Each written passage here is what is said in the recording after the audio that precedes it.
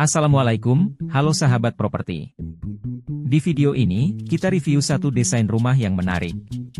Fasadnya sederhana, tapi menarik. Lahannya juga tidak besar.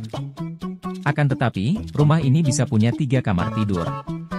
Banyak inspirasi untuk Anda, tonton terus video ini sampai habis. Sedang cari rumah di Depok dan sekitarnya? Ini rumah tipe 3660. Lokasi Cilangkap, Depok. Dekat Tol Cimanggis dan Raya Bogor. Harga 380 jutaan. Cek link di deskripsi. Ini tampilan fasad rumahnya. Rumahnya berdesain modern minimalis. Di sini digunakan kombinasi warna putih, abu-abu, dan hitam. Cukup simpel, tapi tidak terkesan monoton. Karena banyak permainan maju mundur dinding, dan permainan kontur pada fasad. Ada bagian yang maju ke depan, ada dinding yang letaknya di belakang, ada garis-garis topi-topian, ada tangga ke arah teras, serta banyak bukaan jendela. Elemen-elemen tadi membuat fasad menjadi cukup dinamis. Di sini juga ada space cukup banyak, yang dijadikan sebagai area penghijauan. Focal point fasad ada pada jendela kaca yang besar ini. Kolom lebar yang dilapisi batu alam, menambah kesan tegas. Untuk atap, bagian bangunan utama dari material galvalum dengan model miring.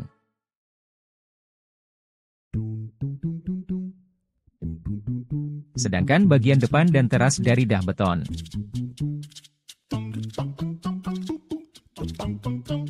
Di area belakang rumah, ada struktur bangunan dengan atap dah beton, yang juga difungsikan sebagai tempat toren air. Dan di sini juga nampak ada satu area terbuka untuk pencahayaan dan jalan udara di area ini. Kembali ke area depan, kita menuju ke teras. Menaiki 3 anak tangga, kita sampai di teras. Area ini tidak besar, tapi cukup untuk area transisi. Di sini ada kursi single dan coffee table. Ayo ke dalam. Sebelum melihat interior rumahnya, kita lihat dulu layout desain rumahnya. Bangunannya sendiri berukuran 5x10 meter. Jika ditambah dengan area depan dan carport, maka perlu lahan berukuran 5x15 hingga 16 meter. Rumah ini punya 3 kamar tidur. 2 kamar di bawah. Dan 1 kamar di lantai mezanin.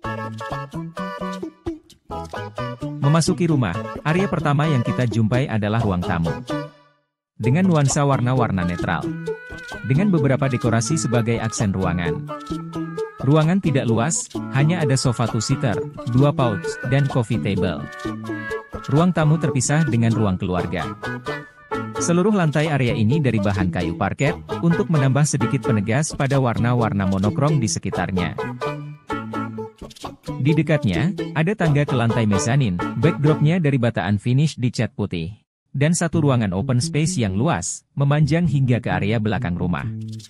Tidak banyak dekorasi dan ornamen di sini, mengingat lahan yang terbatas. Nampak di sini bahwa area ruang tamu cukup terpisah dari ruangan lain. Sehingga privasi penghuni lebih terjaga. Sudah cukup untuk ruang tamu, kita beralih ke ruangan lain. Di area depan nampak ada 1 buah pintu. Ayo kita masuk ke dalamnya.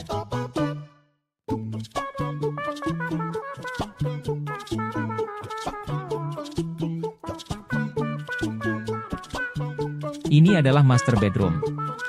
Letaknya paling depan, di area fasad. Tidak besar, hanya sekitar 2x3 meter. Tapi, cukup untuk ranjang queen size dan 1 lemari. Adanya jendela besar, membuat pencahayaan dan sirkulasi udara di sini jadi cukup terjaga. Sekarang, ayo kita ke area mezanin. Untuk mencapai lantai mezanin, kita harus melalui tangga ini. Anak tangganya dari beton dilapis kayu.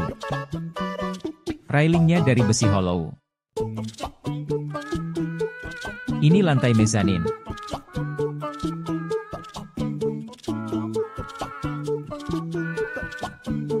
Anak tangganya nampak modern, dengan model cantilever, yang menancap pada dinding.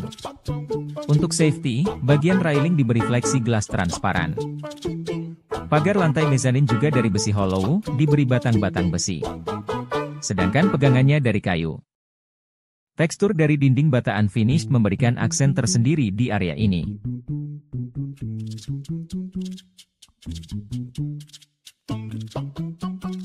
Area ini difungsikan sebagai ruang nonton atau ruang keluarga. Area ini tidak panas atau gelap, karena di tengahnya ada bukaan jendela kaca yang cukup lebar. Jendela mengarah ke area terbuka dari rumah ini.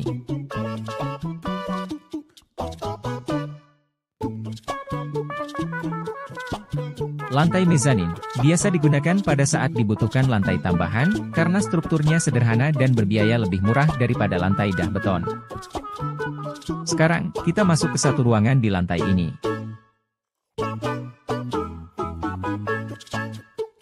Ini adalah kamar anak yang pertama. Tidak besar, hanya 2 kali 3 meter. Didesain bernuansa natural, dengan sejumlah ornamen kayu di ruangan. Di sini muat satu ranjang, lemari dan meja belajar.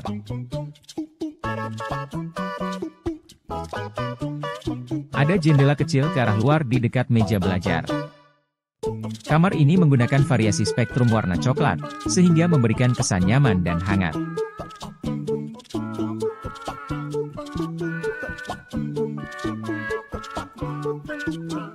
Sekarang mari kita beralih ke ruangan lain.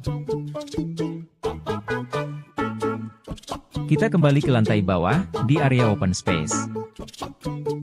Area ini cukup terang, karena mendapatkan pencahayaan dari lampu ruangan, serta cahaya alami dari ruang terbuka di area belakang rumah. Area open space difungsikan untuk dapur dan area makan. Di sebelah area makan, nampak ada satu pintu.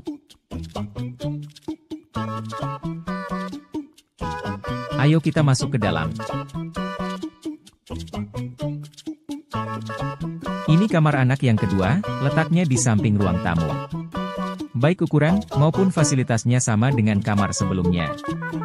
Hanya berbeda pada dekorasi ruangan. Ada satu jendela dengan view ke arah area belakang. Kembali ke area tengah.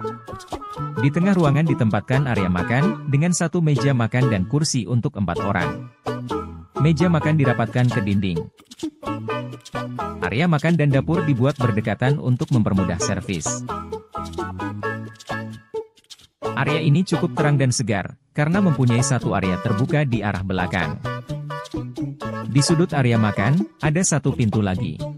Yang unik, lantai bawahnya diberi step-step menuju ke arah pintu. Nanti kita review. Kita coba masuk ke dalamnya. Ini area kamar mandi. Ruangan dibuat bernuansa alami. Lantainya dari tanah diberi lapisan batu alam dan diberi balok-balok kayu. Backdrop kloset duduk dan showernya dilapisi batu alam tempel. Dan dinding sisanya diberi keramik abu-abu, sewarna dengan batu alami.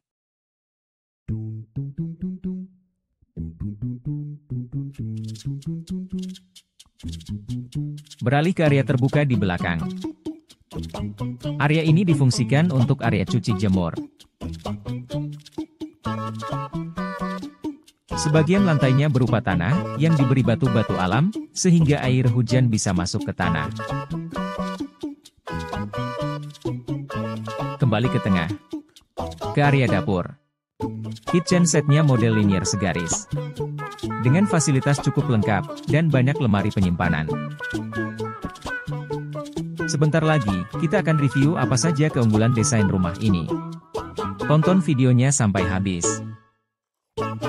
Inilah beberapa keunggulan dari desain rumahnya. Desain dari fasadnya sederhana, tapi tidak terkesan monoton atau membosankan. Meski tak banyak variasi warna pada fasad, tapi di sini diaplikasikan banyak permainan elemen fasad. Seperti maju mundur dinding fasad, permainan kontur, dan lain-lain. Layout ruangan optimal, sehingga dengan ukuran rumah yang tidak luas, rumah ini bisa mempunyai 3 kamar tidur dan space yang cukup lega.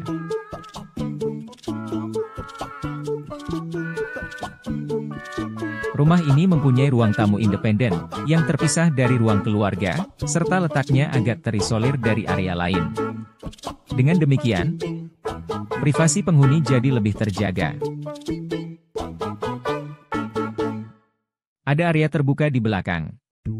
Area ini menjadi jalan masuk udara dan cahaya matahari ke arah dalam, membantu pencahayaan alami dan pergantian udara di banyak area lain di dalam rumah. Lantai area belakang dibiarkan tetap berupa tanah, hanya ditutupi oleh bebatuan alami. Hal ini juga diaplikasikan untuk lantai kamar mandi. Ini membantu penyerapan air hujan atau air bekas mandi untuk masuk ke tanah. Itulah tadi video review desain rumah kali ini. Bagaimana pendapat Anda? Apa yang paling menarik dari desain rumahnya? Silahkan tulis di kolom komentar.